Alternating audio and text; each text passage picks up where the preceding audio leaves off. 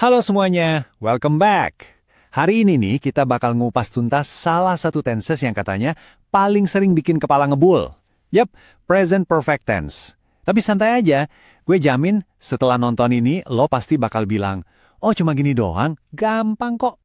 Hai guys, ketemu lagi nih dengan kita dosen kepo. Dosen kepo, kepo dikit boleh dong. Udah pada siap belum nih buat nambahin skill grammarnya? Yuk langsung aja kita sikat materinya. Nah, ngaku deh, siapa di sini yang suka ketukar antara present perfect sama simple past? Rasanya kayak, loh, kan sama-sama ngomongin masa lalu, apa bedanya?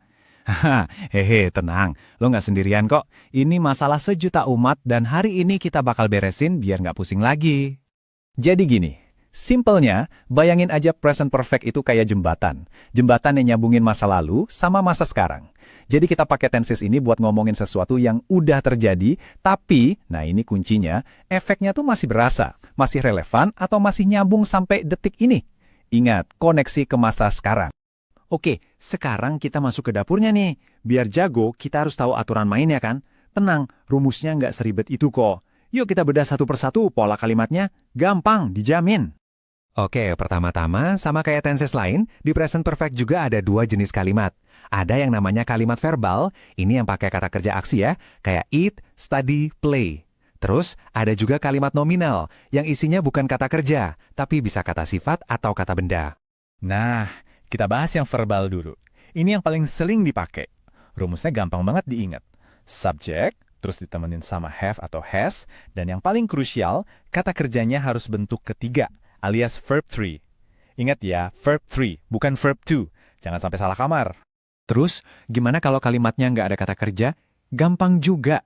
Polanya hampir sama persis, cuma kita selipin satu kata sakti di tengah-tengah, yaitu been. Jadi rumusnya, subject, terus have atau has, lanjut been, baru deh diikuti sama pelengkapnya. Simple kan? Pertanyaan penting berikutnya, kapan pakai have dan kapan pakai has?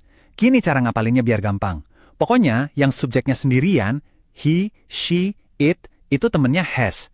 Sisanya yang rame-rame, I, you, they, we, itu semua pakai have. Udah, gitu doang aturannya. Oke, tips tambahan nih biar lo kedengeran lebih cas-cis-cus ke native speaker. Biasain pakai singkatan atau contractions. Jadi I have jadi I've. He has jadi his. Kalau negatif, have not jadi haven't. Ini bikin obrolan lo jadi lebih natural dan gak kaku. Oke, teori sama rumusnya udah dapat. Sekarang, yang paling penting, kapan sih kita pakai tenses ini di obrolan sehari-hari? Yuk kita lihat fungsi dan contoh-contohnya di dunia nyata biar makin kebayang. Fungsi pertama, dan ini yang paling umum, adalah buat ngomongin pengalaman hidup. Entah itu sesuatu yang udah pernah lo lakuin, atau bahkan belum pernah sama sekali. Poin pentingnya, kita nggak perlu nyebutin kapan waktunya. Yang penting faktanya, pernah atau belum pernah. Nah, ini contohnya pas banget. Waktu lo bilang, I have never eaten sushi, lo tuh lagi ngasih tahu status lo sampai sekarang. Artinya, dalam daftar pengalaman hidup lo sampai detik ini, makan sushi itu belum ada. Kelihatan kan koneksinya ke masa kini? Fungsi kedua, buat ngomongin sebuah aksi yang udah selesai di masa lalu, tapi hasilnya atau akibatnya itu masih relevan atau masih kelihatan banget sekarang. Jadi ada hubungan sebab akibat yang jelas antara yang dulu dan yang sekarang. Biar gampang, bayangin lo habis nyapu, terus lo bilang, I have swept the floor. Kalimat itu bukan cuma ngasih tahu kalau lo tadi udah nyapu, tapi juga menekankan hasilnya. Lihat nih, lantainya jadi bersih sekarang. Hasilnya itu yang penting. Nah, yang ketiga, tenses ini juga dipakai buat situasi atau kegiatan yang dimulainya sih di masa lalu, tapi sampai sekarang tuh belum kelar, alias masih terus berlanjut. Contohnya kalimat ini, she has lived here since 2000. Artinya apa? Artinya, dia mulai tinggal di sini tuh tahun 2000, dan sampai sekarang kita ngomongin dia tuh masih tinggal di situ. Aksi tinggalnya belum selesai. Paham ya? Oke, teorinya udah, contohnya juga udah. Sekarang, biar ilmunya makin nempel di otak, kita main kuis bentar yuk. Gue udah siapin beberapa soal gampang buat ngetes pemahaman lo. Siap-siap ya? Oke guys, soal nomor 1. Coba lengkapi kalimat ini. Perhatiin baik-baik keterangannya ya. Gua kasih waktu lo 3 detik buat jawab. Siap? Mulai dari sekarang.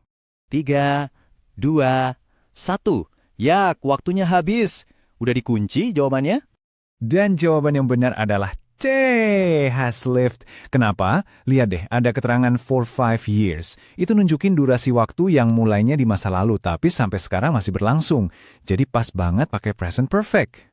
Oke, lanjut soal kedua. Fokus sama kata paling belakang di kalimat itu clue gedenya. Gue kasih 3 detik lagi, yuk, dipikirin. 3, 2, 1. Oke, apa nih jawabannya? Jawabannya udah pasti A, hasn't eaten. Gampang banget kan? Ingat aja, kalau lo nemu kata yet yang artinya belum, itu udah jadi ciri khasnya present perfect, terutama buat kalimat negatif dan pertanyaan. Mantap! Sekarang lo semua udah selangkah lebih jago soal present perfect. Gimana? Gak sesusah yang dibayangin kan? Nah, biar kita bisa bantu lo terus, coba dong tulis di kolom komentar materi atau tenses apa lagi sih yang masih bikin lo pusing. Nanti kita bikinin penjelasannya. Sampai ketemu lagi ya.